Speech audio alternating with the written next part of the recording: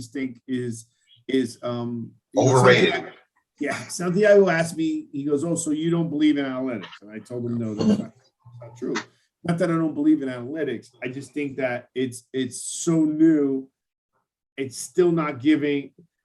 There's a disconnect between experience, gut, just and using the analytics at the same time. It's like I think it may be making these coaches second guess some of the decisions they may or may not do. There's like an integration problem, trying to figure out how to use it. Yeah. They're not comfortable yet. And then what happens is what's not, and I told Andre the same thing, what's also not there. And he goes, well, that's, the coach, by the time they catch up the analytics, that coach is with another team. I understand, but that team will have the analytics. The part of the analytics, and I'm a data guy, okay? And Joe, I believe you are as well.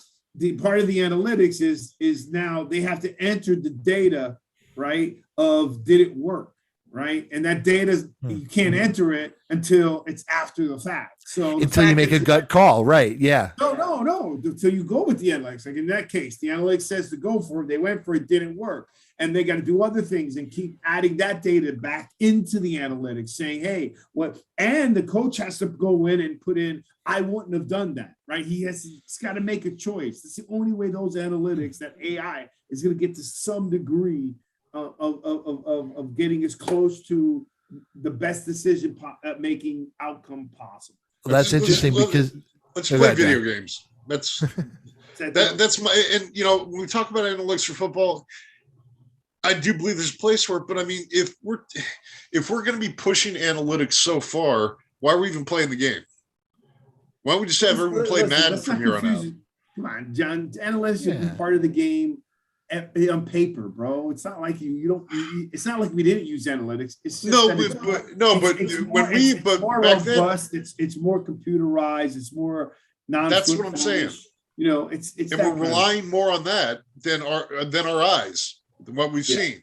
You're relying on your gut. Come on, Byron. Tell me you didn't study it. Every player in the NFL, okay, has a book against their competitor, against offensive linemen they played against and tendencies and so forth. That's their analytics. Carl Banks, man, I remember. Carl Banks. All right. He had a book he was showing. It was amazing. He knew every player he would play against every year, and he would document it. That's analytics.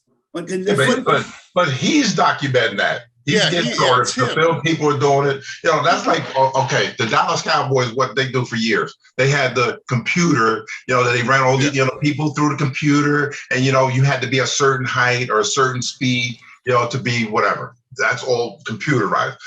Now think about this. Aaron Donald is about 6 foot tall, right?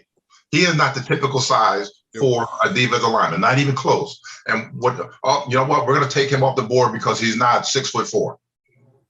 They used to do that though, Byron. Yeah, I know they did. They did it with him. They used to do that. They used to do that. They wanted defensive ends at least 6'4", 6'6", or higher for their size. Or your arms had to be, your arm length had to be a certain length. Your hands for the quarterbacks. There's a bunch of stuff. Same thing with quarterbacks. Look at Drew Brees. Drew Brees was like maybe 6 foot. And your hands, their hand size. That's a big with them too. Yep. Which makes you wonder what Elway did when he drafted. Well, that's why Sam Mills. Anyway. Sam Mills, God rest his soul, and hopefully we get to accomplish what we like to. But Sam Mills, which the NFL didn't want him, was he was too small of a linebacker. 5'9". Now he's a Hall of Famer. Montclair State. D3. Right. Yep. So just everything it's totally changed. And I'm just saying that there's always been analytics, John. It's just that now the analytics was pre-game preparation analytics, right? Which I'm fine with. It's like live. It's stats. There's an analytics coach in the booth that is just tugging at somebody's ear, and that's why some of the sports commentators are saying, everybody's talking about analytics. Why aren't they getting to the podium? Why aren't they the one defending? But once again, what I'm saying is that you talk about Carl Banks, you talk about all the great players in going back. Carl Banks, Lawrence Taylor, I'm sure he had a small book, but he had a book. He just knew how to pass rush like a killer. Okay.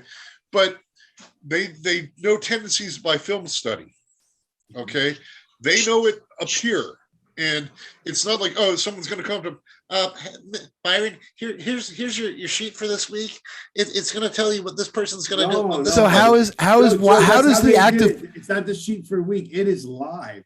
That's the problem. That's the problem. Yeah. The sheet for the week is at least you could make a decision. No one else is like looking and saying, "Hey, this stuff is on a computer screen. The owner's got it in his phone. Everyone's looking at it, and that's where I think the problem is. Yeah, you understand?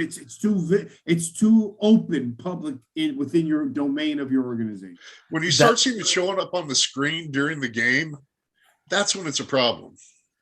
I can't believe, especially Vic, John, I'm not sure where data falls in your daily life, but I can't believe that Vic, all over the place too. And a guy who uses information like you do professionally doesn't see the value of that same information coming into football just because it comes on a spreadsheet. And I think also if you're a coach, and even with those analytics people whispering in my ear on that 4th and 1, you got to make the call based on your gut, right? Based on what you feel is right in that moment. If there's a coach who's making those decisions based on the spreadsheet every time, they're not going to last long.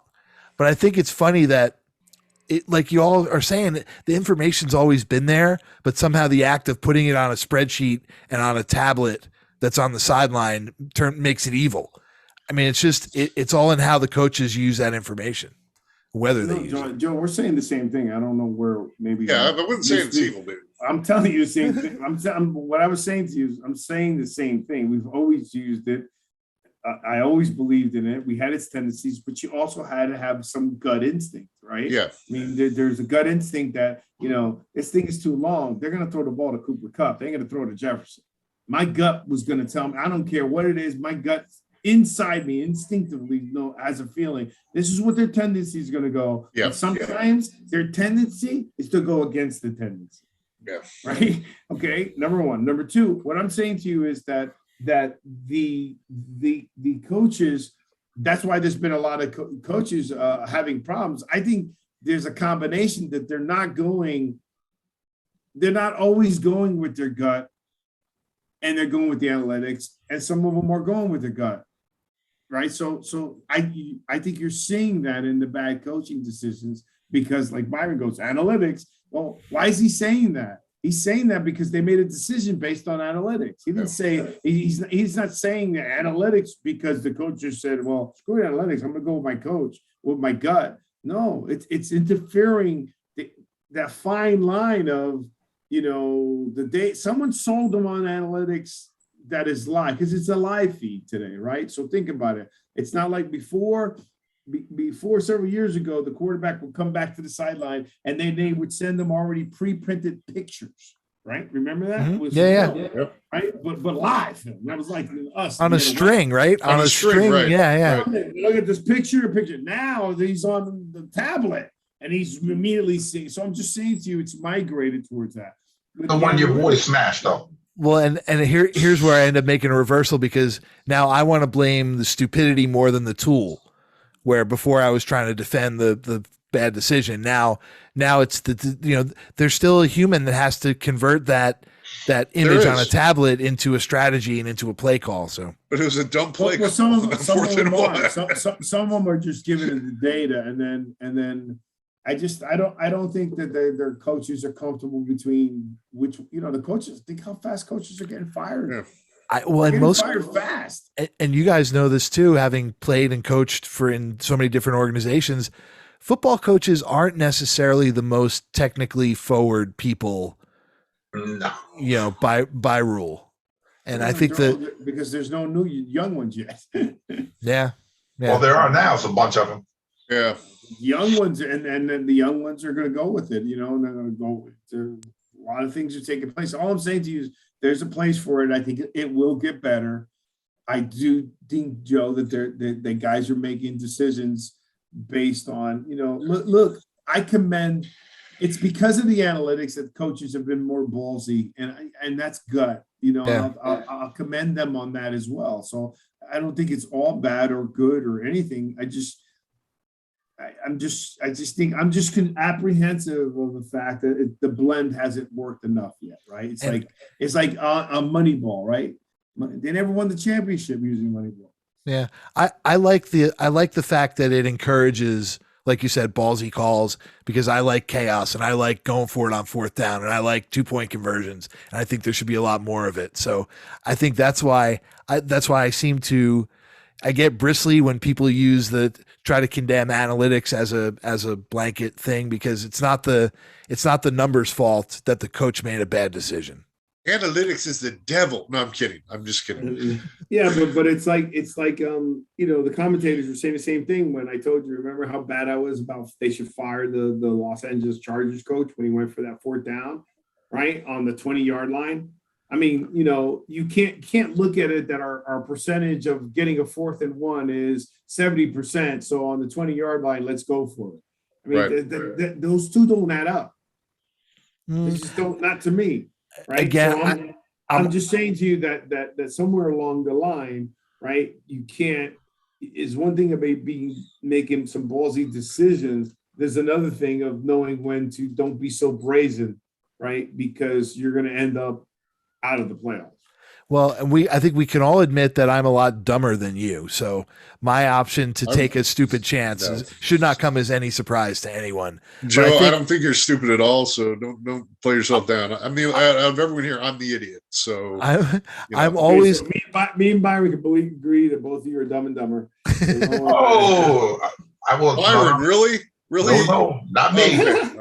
I'm just always willing to. I don't think anybody on if you were dumb, you wouldn't be on my show. Well, number one. Can I just let me clarify the Madden state? Number two, all I'm saying to you is just that all I'm saying to you is just of a person of opinion of like in the game, there are things that you're going to see as a fan, and there's going to be fans like you that like those kind of calls, right? But for me, going for it on a chance to get in the playoffs on the 20-yard line, it's not a good. I don't care what your numbers say, whatever it is, it's not a good move. Right? Man, I remember when Victor Arocho was young and bold. Now he is old and stodgy. I'm always willing to forgive a mistake of aggression. I take my comment back from you. my comment about Madden goes back to when I haven't played Madden in years, but they used to have a play picked for you. Like, that's how I view analytics sometimes is going to that. Oh, Madden picks this play to go for.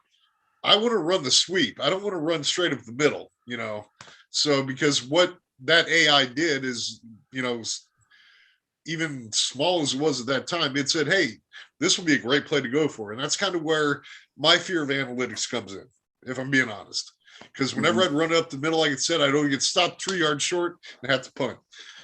So it's funny. In one breath, go for it on 4th and 1 on the 20-yard line. Never. Like the Chargers. I'm a defensive guy, man. Punt. I want to smack somebody. Yeah. Mm-hmm. Exactly. No matter what it says. So I'm just saying to you that there's don't it cost them. The guys didn't make it to the playoffs. The Jersey Boys Sports Talk every Thursdays at 8 p.m. Eastern, only on the Sports